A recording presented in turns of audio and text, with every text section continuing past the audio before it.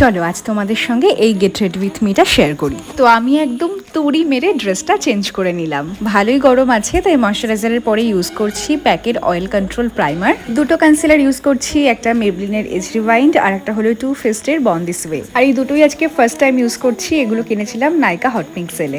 এনভাইবের এই ব্লাশটা তোমরা আমাকে অনেক ইউজ করতে দেখেছো, এটা খুব ন্যাচারাল ফিনিশ দেয়। আইব্রোসটা আজকে খুব একটা ভালো হয়নি কারণ প্লাক করা নেই, স্টিল চেষ্টা করছি ম্যানেজ করার।